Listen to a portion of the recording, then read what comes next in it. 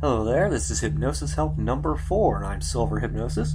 And today we're going to be talking about really all the questions that I've been getting since I've done the last video. I believe number 3 was done in February, and it's now almost October. So really I've compiled sort of a list of all of the questions I've gotten, and I kept meaning to do a new one of these. And so today what we're going to talk about is kind of the questions and answers of hypnosis, how it works, how it feels, that kind of thing. So first and foremost, what is hypnosis? This is the question I get all the time. I get it frequently.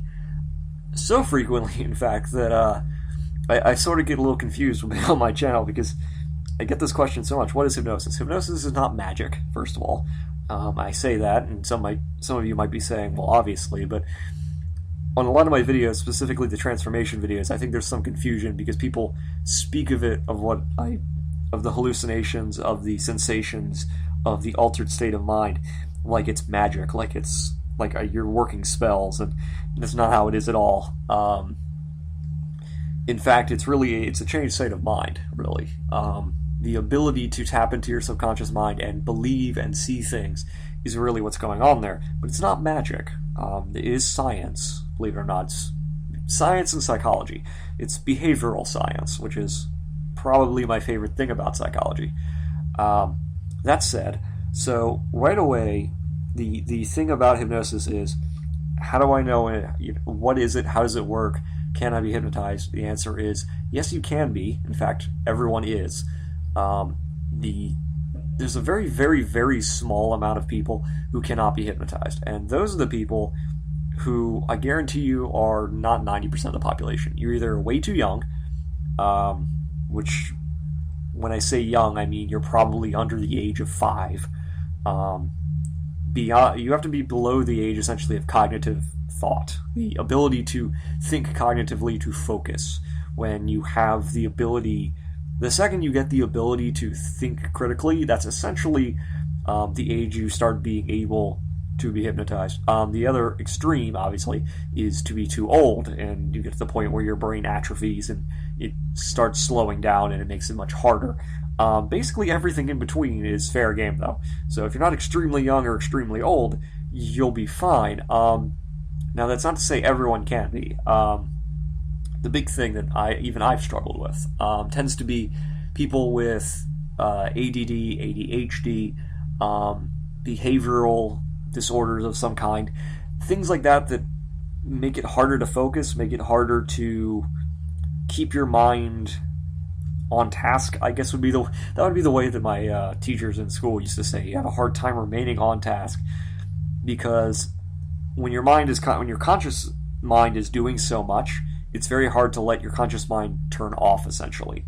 Hypnosis is based entirely around the subconscious mind. Your subconscious mind does most of the stuff that you do in a daily basis. It handles everything. Your conscious mind can only handle about 10 things at once, and if you hear people talk about like multitasking, the ability to kind of like consciously think about multiple things at once is not easy, and for a lot of people is impossible. It's kind of like trying to figure out a math problem at the same time as you're figuring out a science problem. It just doesn't happen very easily. Meanwhile, your subconscious mind just calls things up and works much, much quicker because it only works on a pass and fail system. To give you a good example of this, think back to when you see a little kid trying to get dressed for the first time, and they're struggling at it, and they're trying to make it work. Or, for a better example, thinking about when you drove for the first time, when you got your license and got behind the wheel of a car for the first time and tried to drive, okay? And you always, you would overcorrect, or you would, you turn too sharply, or you wouldn't turn enough, or you were spending the entire time constantly recorrecting yourself. Compare those situations with today, with the way you are now, after you've had years of practice, where you don't even think about it anymore. You just get up, get dressed, you know what to do. You get into your car, you start driving, you get to your destination. You've already done it. You don't even have to think about what you're doing because you do it automatically. That's the difference between using your conscious mind and your subconscious mind. So with hypnosis, your desire is to get to the subconscious, to bypass the conscious mind, and to deal with the part of your brain that does most of the stuff during the day. Generally speaking, the biggest problem a lot of people have is allowing their conscious mind, allowing the analytical part of their mind to quiet for a bit and just go with the flow, which is why I tell people the best way to be hypnotized is to just sort of enjoy the ride. Don't go in with any expectations. Just sort of enjoy the ride. And on the idea of expectations, one of the biggest things that I find with people who struggle to deal or go into trance or struggle to get the effects that they want, one of the things I notice is people go in, especially newcomers, people who have never done this before, who haven't done it a lot, go into it with this mentality of, okay, I will know when I will be hypnotized because I will feel like X, or I will know because X will happen. And the problem is that when you go in with that mentality, a lot of times you keep yourself out of trance, and you do that because you say, okay, I'm waiting for it to feel like my expectations, and then when it doesn't hit your expectations, you say, okay, I'm not in it, and that immediately breaks the flow, as it were, and keeps you from entering a deeper state because you are keeping yourself out, because you are waiting for something that doesn't match what your expectations are. It's sort of like if I told you to go find a red four-door truck, okay, and you went out and tried to find it, except it wasn't a red four-door truck, it was a white four-door sedan, So you're looking, it wouldn't matter if it was right in front of your face, you wouldn't notice it because what you're looking for is not the thing it actually is. That makes sense. It could be right in front of you and you wouldn't even know it because that's not your perception of what it is. And they say, okay, well, the next thing that is often challenged and questioned is, you say you're hypnotized every single day, and the answer is yes. That is absolutely 100% true. And the example I used to give was, imagine or think back to the last time you watched a television show or were at the movies or something like that, or even watched a YouTube video. That's probably more accurate. And people, you just sort of zone out with the rest of the world. You just sort of focus so intently that the rest of the world doesn't really even, register to you. It happens in movie theaters a lot, where you sit down, you're watching the movie, and the fact that there's other people there usually doesn't register if you're really in the movie, like into it and focusing and paying attention. That was the example I used to give. The example I think is far more accurate, that I like to give now, is think of it like driving on the highway. For those of you who drive, you get in the car, you start your car, you drive to your destination, which could take 20 minutes, could take 30 minutes. But when you get out of the car, you don't consciously remember every single car you passed. You don't consciously remember all of the details that, of all the road. You don't remember, the license plates of every car you passed. You don't remember the colors even, or what cars you passed. You don't remember, all the things that you would expect if you were consciously aware to remember. Contrast that to just looking at a car. You're just driving. You're focusing, you're doing the job, you're actually driving, you're paying attention, but you're not so consciously focused that you're picking out details. You're just sort of going with it, if that makes sense. There is something called highway hypnosis, which is when you drive for a very long time and you actually start to get tired because of the repetition of staring at something, lines coming towards you constantly for hours. So that's a real thing, but I like to describe it that way because you imagine it as, even if it's stuff you do every day, like imagine driving to work or driving to school, or like just think about this. How much do you remember in between getting into your car and driving to a location that you go every day? Like think about driving to work. How much can you actually remember of the last time that you drove to work? Like how much do you really remember of all the details of like all the cars you passed, or how many like how many red cars you passed, or just anything? How many trucks did you pass on the highway? You might pay attention, oh, there's an 18-wheeler there, or there's a semi-truck as you drive by it, but you're not going to remember that unless it does something that's worth remembering. You're not going to remember that it was there or even paying attention to it, or even remember what the truck was, what was carrying, unless it's something really like important or worthwhile. So that's the thing you have to like keep in mind when you're doing it, is think about it like that. Get into that kind of mindset, because that's the best way to do it. The next thing that I get a lot of questions about is, I want to do X, and it's usually transformation videos, change videos, although I get this question sometimes when it comes to lifestyle change videos, and they go, okay, I want this to happen, and I say, okay, and I talk with them, and I talk with them, and I hear, their reaction to things, and often the thing that keeps people from like finding the results they want is generally an expectation that,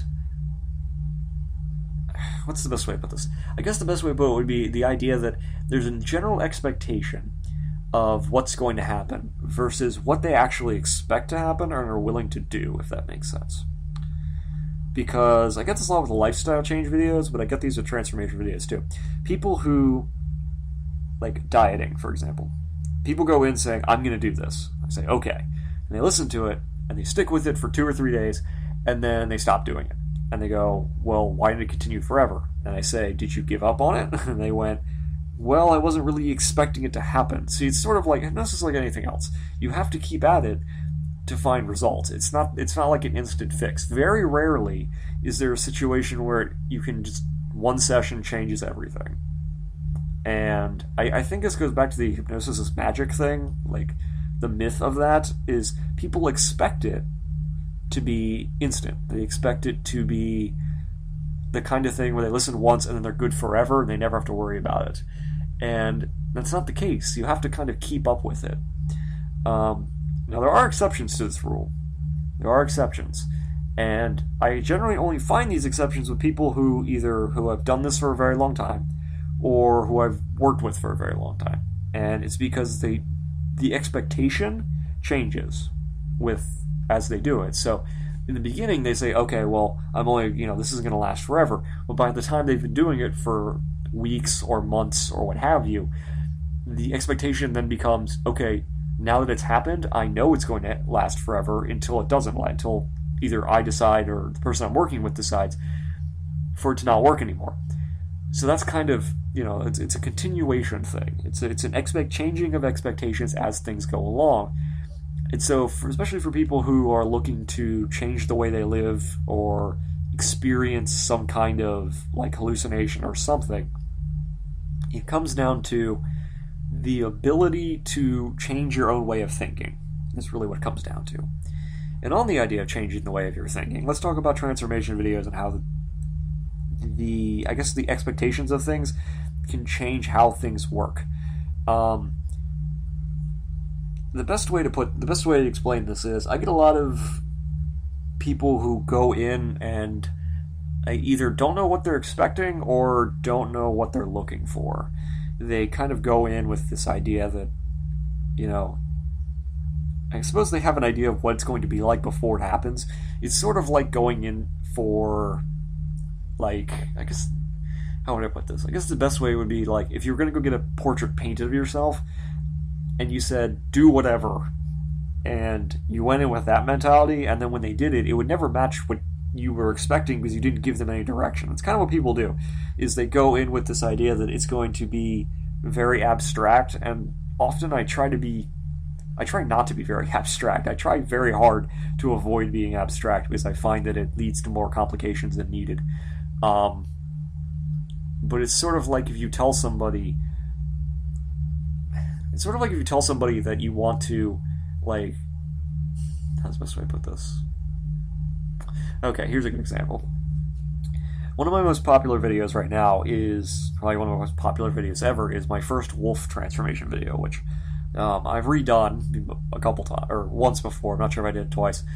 But I get a lot of comments on that video, and a lot of the comments come down to what, they expected it to look one way or feel one way or what have you, and it never sort of matches that, or if it does match that, it doesn't match exactly what they expected, usually because their expectations are revolving around some other form of media that doesn't revolve around themselves, because it's very different to perceive something from outside and perceive it yourself. It's the difference between watching somebody drive a car and actually doing it. Yeah, it might look easy when you're outside of it, but when you actually have to do it, there's a lot more that goes into it.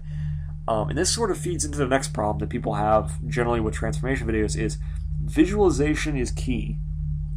Visualization is one of the hardest skills to learn, but it's probably one of the most important skills to learn. Generally speaking, and again, this won't apply to everyone, but on the whole, I find that people who are more logical, people who are more, I guess, more looking for facts or reasoning or logic, or who are more analytically minded, generally have a harder time with videos that are based around transformations. And the reason is because visualization isn't their strong suit. I'm in that camp, speaking of. Like, one of the biggest things for me is that most of my transformation videos, I haven't actually managed to work on myself, and I know they work because I use them on other people who then experience results.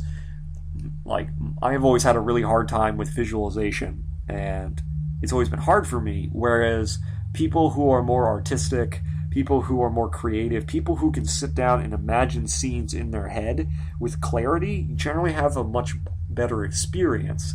Now, that's not to say that if you're left brain or right brain that you can't work on the other side, as it were.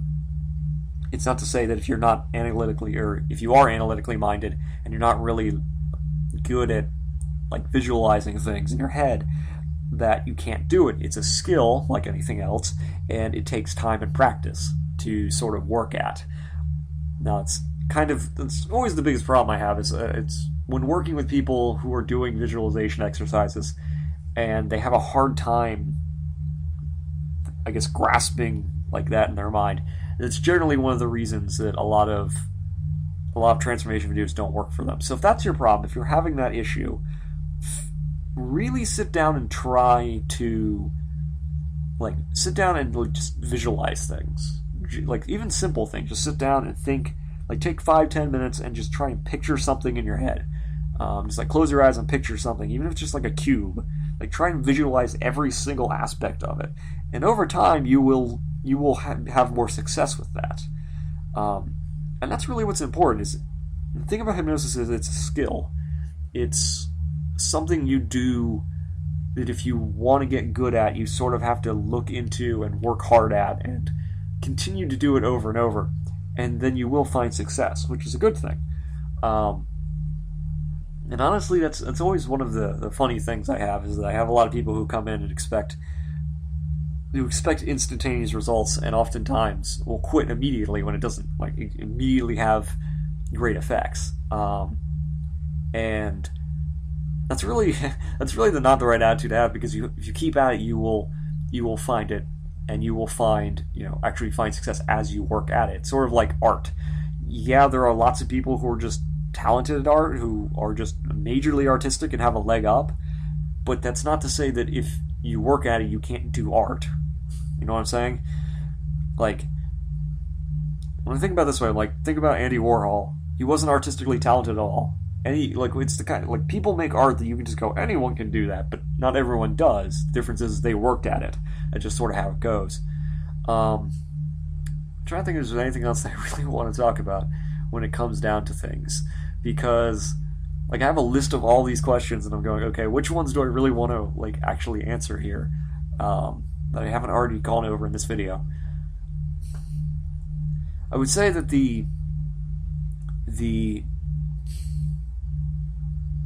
okay, here's a good one. One of the things that I've often gotten the question for, and is one of the biggest debate topics, is, can you be hypnotized against your will? And the answer is no. You cannot be hypnotized against your will.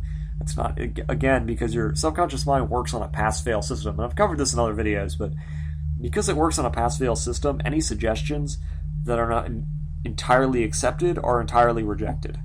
So a lot of counter-arguments I get to this comes to, okay, well, what about, stage hypnosis, where people go up with the intention of, it's not going to work on me. Well, either A, it doesn't work, and that's why they do the tests in the beginning to see who's really going into it and who isn't. But there are two kinds of people. Either they go up with the intention of it's not going to work and it doesn't, or they go up with the intention of I'm going to beat it, but they still believe that it works. And the difference is that stage hypnosis is all about convincing yourself that the hypnotist that's on stage has power. That's what he does. It's the reason it's a show, is that he's convincing the people who are volunteering and the audience that he can do what he says he can do. If that makes sense. So you get into this belief, once he's convinced everyone, once you have convinced somebody that you can do this, you can essentially convince them that you can do anything at that point. Because all it takes is for the conscious mind to say, okay, this guy has power, therefore he can do it. If that makes sense. And so people get this mistaken idea that it's the person who's doing the hypnotizing as opposed to the subject who's being hypnotized who has the power. Because in reality, the hypnotist, people like me, don't actually have any power. It's all about the people who are listening, who are being hypnotized. Because it's their mind, and their subconscious mind is filtering all the information out. And so because of that, because their mind is filtering all the information out, you end up with these two sort of mentalities of which way to go. And sort of one of the things that I find is on YouTube, there's really two avenues. Either they go the stage hypnosis route, which is they sort of put on this persona of I can do this, and you see this a lot with like, I don't want to say kink hypnosis, but sort of more control hypnosis videos. You see this a lot of convincing the listener that the person who's speaking has the power over you. That's the kind of the convincing. When in reality, you're convincing yourself that this person can do this. And then there's the kind of approach that I like to take, which is I don't actually have the power. I'm sitting there as the guide. I'm merely providing the roadmap. You're the one who's actually traveling on it. So you end up at that sort of route.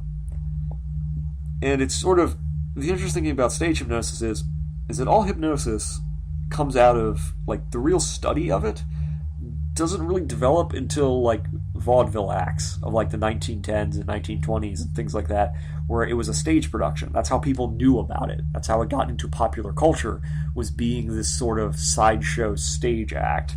And so the people who were doing, there's a reason why I went along with magic. Okay, where even today, magicians, like professional magicians, hide all their secrets. Hypnosis is not like that. Like, there are books on it. Like, it's something that happens every day. It's something that anyone can do with a little bit of practice. It's not complicated. That's the thing, is it's not really all that complicated. And so you end up with this interesting little situation where you're sort of dealing with two kinds of mindsets, where people either expect you to have, like, you can both are totally viable, I should say. But oftentimes, if you're trying to convince people that you have power, that's much more fragile, I think. It's much more fragile than if you're convincing them that they're the ones who can do things. I find that, at least in what I tend to do, is my audio files, convincing people that they're the ones who can do anything if they set their mind to it is much more useful than convincing them that I can do anything. That's sort of how I sit into it. And going on this idea of convincing people, or having them convince themselves, the next question I have a lot of is, how do you, or I guess not how do you, but how do I learn how to, yeah, I guess it would be, how do I learn how to do hypnosis? How did you learn how to do it? And I've said many times that I learned and began to learn. I did self-hypnosis for a while to help me sleep, because I didn't want to get addicted to sleeping pills. And from there, I then turned that over into working with people via instant messenger versus over email. And honestly, I prefer working over email when I was working, because instant message has this sort of like immediate back and forth, and it's really hard to, like, I guess when I was doing it via email, I always had the intention of, okay, write blocks of text or write paragraphs, because it's easier to guide somebody through that. Instant message is all about back and forth. Okay, so one of the hard parts about instant message for me was I would write like a paragraph, and then I'd immediately have to wait to see how they would respond before I could write another paragraph, and that could take 5 minutes. So it's not really like something I was ever really, really good at, although I've gotten better as time has gone by.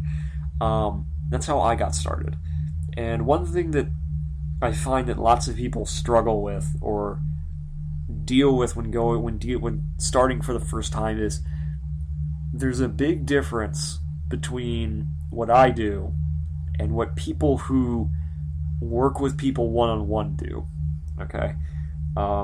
There's a lot of similarities, but there's a lot of differences. For example, people who work with people one-on-one, people who deal with people like in person, there's different techniques that are at play, and a lot of them revolve around sound or revolve around action cues or something like that. You see, for a while online, especially on YouTube, so-called instant hypnosis was a thing. It was like a really big thing that everyone liked. It was really attracted to on YouTube years and years ago.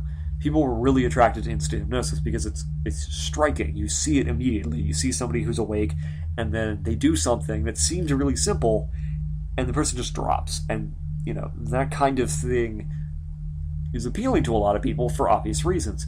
But the thing about that is that the techniques that are at play there, the techniques that are working there, are different than the techniques that I use. My mentality is I should never have to tell anybody, like I should never have to snap my fingers, I should never have to tell anybody to go to sleep in order for anything to work. That's my mentality. My mentality is I can put somebody into trance without them actually recognizing that they're going into trance, if that makes sense. When they wake up, I want them to be like, oh, that happened. I can't believe that happened, sort of thing. Like, I'm not going into it with the mentality of creating direct breaks. And for people who are more interested in doing it like I do it, and I've had a couple questions about how do I do what I do, how did I learn to do what I do. One of the things that I've learned over time, and this is probably still true when you do it in person, but it's more true when you're using only your voice, because it's the only point of contact. When you're speaking to somebody and creating audio files, your voice is the only point of contact.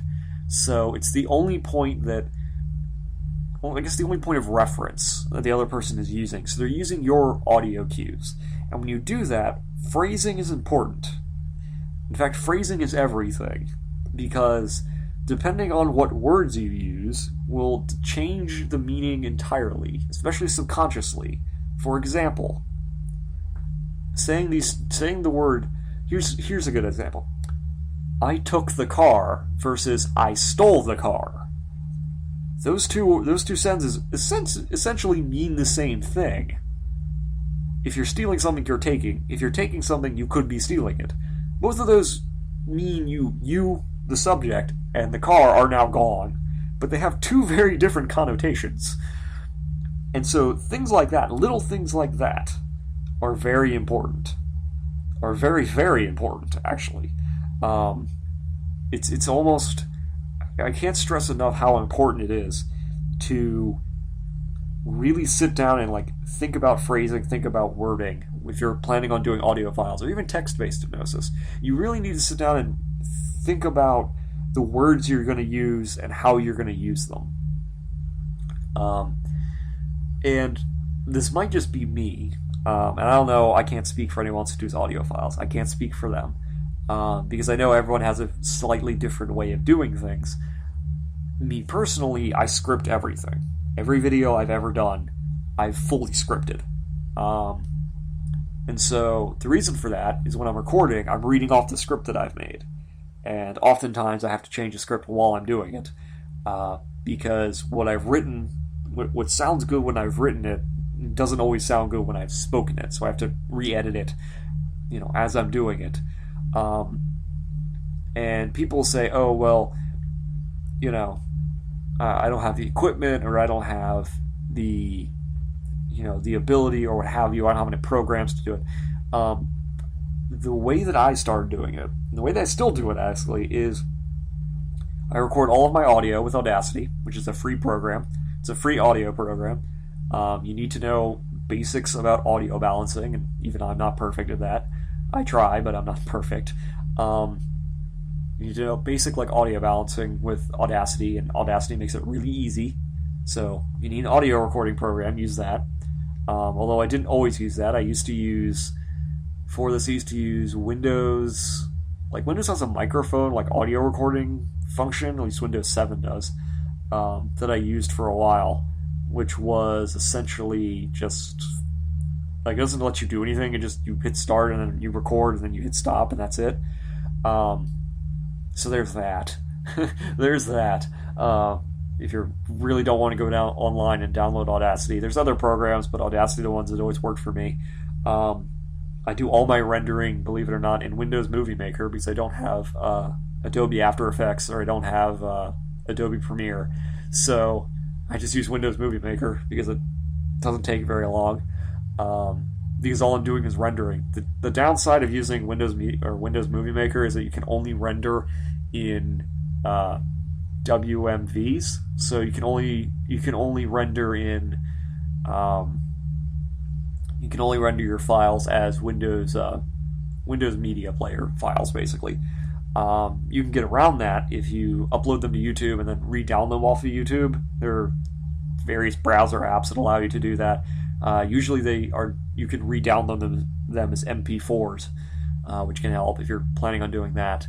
I actually don't own a microphone. I'm actually using the microphone that my laptop came with. So I had a mic for a while. I had a $120 it wasn't a Samsung, or it wasn't a I don't remember what the brand was. It was one of those like desktop mics. It wasn't very great. It wasn't very good.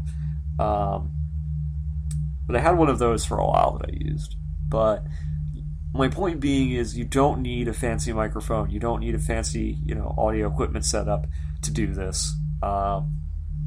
So if you're curious, and I get a couple people who are always curious, if you're interested in starting doing this, you can always do it the way I'm doing it. No, it's not to say you shouldn't shoot to improve. I've always, as I've gone through, I've tried to refine and improve what I'm doing, but never let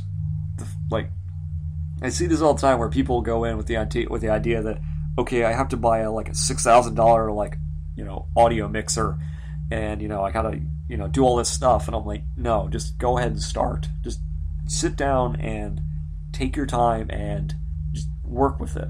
Just see what happens is the best way I put it. I think that's what I want to talk about. Any other questions I want to answer really quickly? I don't think so. I think that's really it. So yeah, this video will go in a long time, but this is Hypnosis Help number 4. As always, feel free to suggest questions below because I love questions, and that'll give me, more material for next time if I do a 5th video of these, which I probably will somewhere down the line. But yeah, thank you to everybody who's sat down and listened to me for the last 33 minutes or so. Have a good night. Thanks for listening.